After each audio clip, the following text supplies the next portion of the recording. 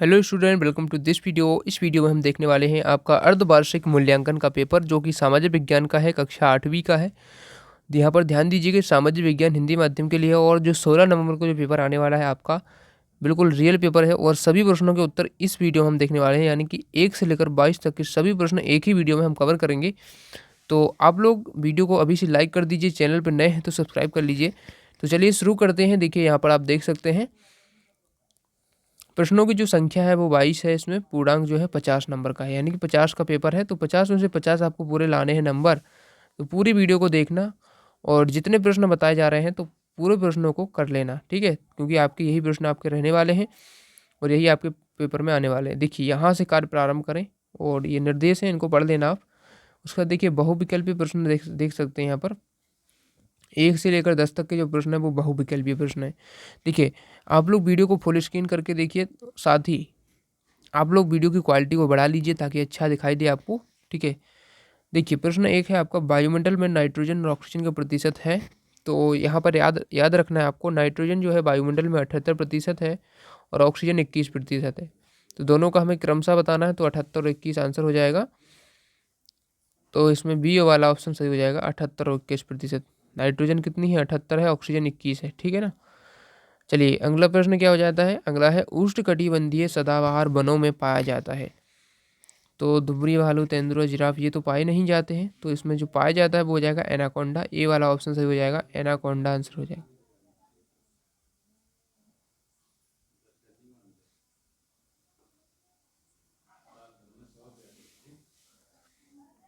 तीसरा प्रश्न देख लीजिए, भूमध्य रेखा के 10 डिग्री उत्तरी अक्षांश से 30 डिग्री उत्तरी अक्षांश के बीच पाया जाने वाला जलवायु प्रदेश है। तो चारों ऑप्शन आप पढ़ लेंगे।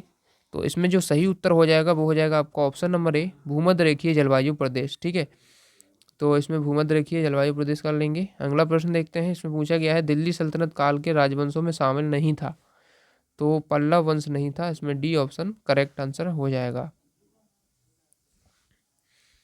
चलिए अगला प्रश्न देख लेते हैं। पांचवा क्वेश्चन कह रहा है कि भीली, कोली और काटकारीस जनजाति भारत के किस भाग में निवास करती हैं? तो सही उत्तर है आपका इसमें पूर्वी। तो इसमें ए वाला ऑप्शन जो है करेक्ट हो जाएगा, पूर्वी भाग में निवास करती हैं, ठीक है। तो इसमें पूर्वी भाग आप लिख लेंगे।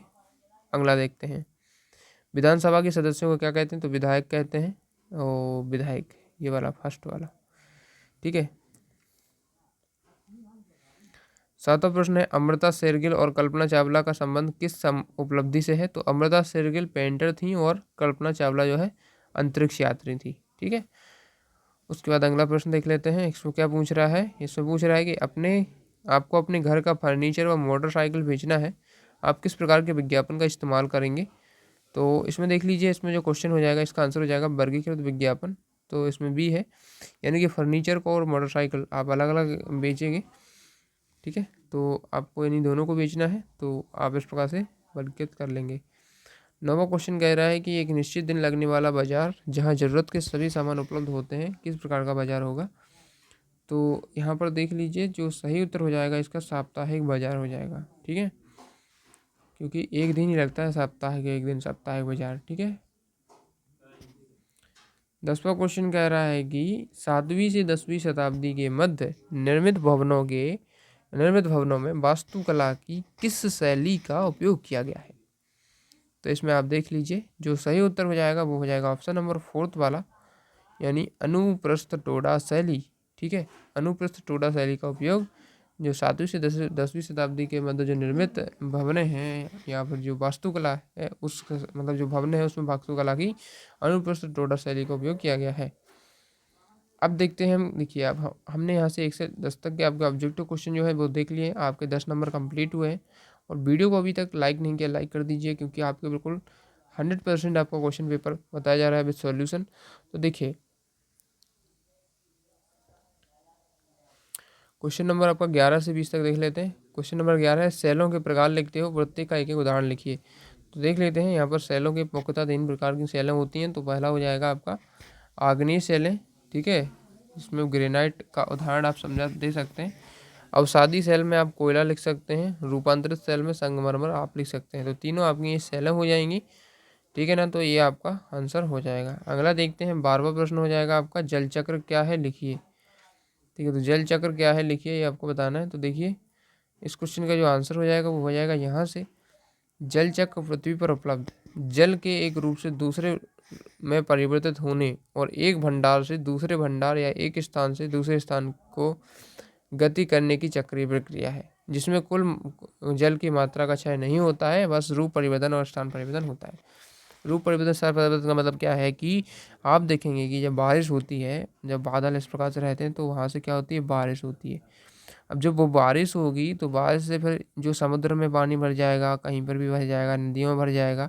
अब वो पानी फिर से बाष्प होकर यानी कि उड़ जाता है, क्योंकि उस पर धूप लगेगी तो उड़ेगा, बाष्प बनेंगे उसके, फिर बाष्प बन के फिर वो पहुंच जाते हैं, फिर से बादल बन जाते हैं, और बादल फिर से बारिश करते हैं। तो इस प्रकार से आप देख सकते हैं जल का एक चक्र बन जाता है। ठीक है, फिर वो आएगा नीचे, फिर ऐसा जाएगा, तो इस प्रकार से चक्र एक बन जाता है। तो इसे हम बोलते हैं जल चक्र। और इसमें देखिए पार जो जल है उसकी मात्रा का क्षय नहीं होता है, यानी कि जो जल है वो उतनी रहेगा जितना है।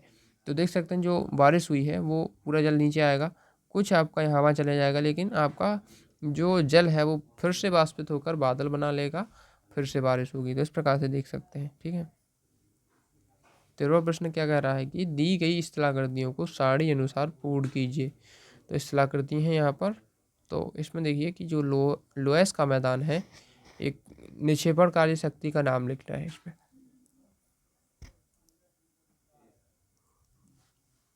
तो पवन के साथ मिली धूल इसका आंसर हो जाएगा। ठीक है, डेल्टा में क्या हो जाएगा, नदियों द्वारा लाई गई गाद। ठीक है, तो नदियों द्वारा लाई गई गाद से डेल्टा का निर्माण हो जाता है। अब यहाँ पर अगला प्रश्न जो हो जाएगा, बालू का टिब्बा ये कैसे बनता है, ये बनता है चट्टानें टूट फूट कर। ठीक है, तो तीनों आप इस प्रकार से कर लेंगे, तीनों आंसर। ठीक है, अब देखते हैं यहाँ पर अगला क्वेश्चन कह रहा है कि 8वीं से 18वीं शताब्दी के बीच राजाओं द्वारा किन दो तरह की इमारतों का निर्माण किया गया लिखिए। 3 अंक के लिए प्रश्न है।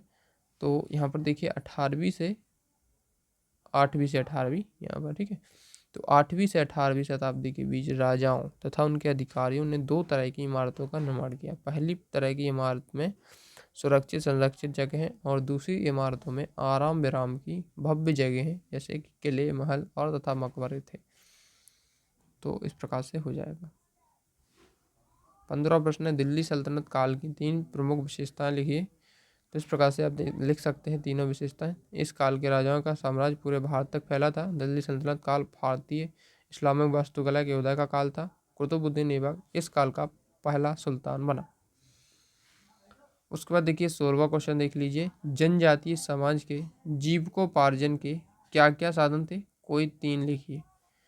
तो जनजातीय समाज जो होता है उसके जीविकोपार्जन यानी वो जीवित अपना जो है अपना कैसे चलाते हैं, अपने कैसे जीवित रहते हैं, क्या क्या चीज़ें से। तो देख सकते हैं जनजातीय समाज का जीवन यापन करने हेतु वो कृषि करते हैं, शिकार करते हैं और फलों का व्यापार उनके प्रमुख साधन थे, जिससे वे आय प्राप्त करते हैं, अपने जीवन का निर्वाह करते थे। 17वां प्रश्न कह रहा है कि लोकतंत्र में समानता को स्थापित करने के लिए संविधान में किए गए कोई 3 प्रावधान लिखिए। लोकतंत्र में समानता स्थापित करने के लिए संविधान के प्रावधान आप देख सकते हैं। विधि के समक्ष समानता है, दूसरा है लोक नियोजन के विषय में अवसर की समानता, तीसरा है छुआछूत या अस्पृश्यता का अंत। ठीक है ना, तो 3 ये हो जाएंगे। अगला देखते हैं 18वां प्रश्न क्या कह रहा है कि विधायक बनने के लिए आवश्यक अर्हताएं लिखिए। अर्हताएं का मतलब है योग्यताएं। ठीक है, अर्हताएं यानी योग्यताएं। तो विधायक जो बनता है ना, तो वो तो सबसे पहले एक तो कि भारत का नागरिक होना चाहिए। तो उम्मीदवार को भारत का नागरिक होना चाहिए। ठीक है, किसी दूसरे देश का नहीं चलेगा, वो भारत ही का होना चाहिए नागरिक। उम्मीदवार की आयु 25 वर्ष या उससे अधिक होना चाहिए। ठीक है, तो 25 वर्ष तक आयु जिसकी होती है वो विधायक का जो है उम्मीदवार बन सकता है, और विधायक भी। देखिए तीसरा है उम्मीदवार को भारत सरकार के तहत किसी भी लाभ पद पर नहीं होना चाहिए, यानी कि भारत सरकार के सरकारी पद पर किसी भी पर नहीं होना चाहिए। इस प्रकार से हो जाएगा। उसके बाद 19वां प्रश्न देख लीजिए, लोकतंत्र में जनसंचार माध्यम की भूमिका लिखिए। तो जनसंचार माध्यम की लोकतंत्र में भूमिका इस प्रकार से हो जाएगी। जनसंचार माध्यम की भूमिका देख लीजिए। लोकतंत्र में संचार माध्यम की भूमिका बहुत महत्वपूर्ण है। बदलते बिगड़ते हालात को समाज को सचेत करने और सरकार पर अंकुश लगाने के लिए वर्तमान में संचार माध्यमों का स्थान सर्वोपरि है। 20वां प्रश्न देख लीजिए। साप्ताहिक बाजार मोहल्ला दुकान में अंतर लिखना है। तो तीनों अंतर आप देख सकते हैं। साप्ताहिक बाजार एक दिन लगते हैं, जबकि मोहल्ला दुकान सभी दिन खुलती है। साप्ताहिक बाजार की वस्तु की कीमत निश्चित होती है, और निश्चित नहीं होती, जबकि जो मोहल्ले दुकान है उनकी वस्तुओं की जो कीमत है वो निश्चित होती है। साप्ताहिक बाजार में मोल भाव चलता है, लेकिन मोहल्ले की दुकान में नहीं चलता है। जितना है उतना ही, जितना उन्होंने कहा उतना वो मूल्य लेते हैं। अब देखिए हमारा 21वां प्रश्न है। प्राकृतिक आपदा किसे कहते हैं? आपदा आने पर अपना बचाव किस प्रकार करें? तो इस प्रकार से देख सकते हैं। प्राकृतिक आपदा पर्यावरण असंतुलन या पृथ्वी की आंतरिक हलचल जब भयानक रूप ले लेती है तो इसे प्राकृतिक आपदा कहा जाता है। बाढ़, भूकंप, तूफान, सुनामी, ज्वालामुखी, हिमस्खलन, भूस्खलन आदि घटना को प्राकृतिक आपदा कहा जाता है। आपदा जैसे भूकंप के समय आपकी सबसे बढ़िया प्रतिक्रिया होगी कि यहाँ उस जगह से चले जाएं जहाँ पर मतलब कोई भी बड़ी इमारत है, ये सब ठीक है। इस प्रकार से इसको लिख सकते हैं। अब देखिए अंतिम प्रश्न देख लेते हैं। अंतिम प्रश्न है 22वां। हमारा क्या कह रहा है कि समानता से क्या आशा है? सरकार द्वारा चलाई गई जा रही किसी एक योजना का वर्णन कीजिए। तो समानता का अर्थ है किसी समाज की उस स्थिति से है जिसमें उस समाज के सभी लोग समान अधिकार या प्रतिष्ठा रखते हैं। और सरकार की योजना आप समझा सकते हैं प्रधानमंत्री आवास योजना। तो इस प्रकार से आपका पूरा पेपर 1 से लेकर 22 तक सभी प्रश्न हो जाते हैं। तो चलिए यहाँ पर हम वीडियो को समाप्त करते हैं, और वीडियो पसंद आए तो वीडियो को लाइक, क्योंकि हमने 1 से लेकर 22 तक सभी प्रश्न आपको कंप्लीट करा दिए हैं। इनको कंप्लीट करके जाइएगा, आपका पेपर डेफिनेटली अच्छे जाने वाला है। तो थैंक्स फॉर वॉचिंग, मिलते हैं अगले वीडियो में, और वीडियो पसंद आए तो लाइक जरूर करना।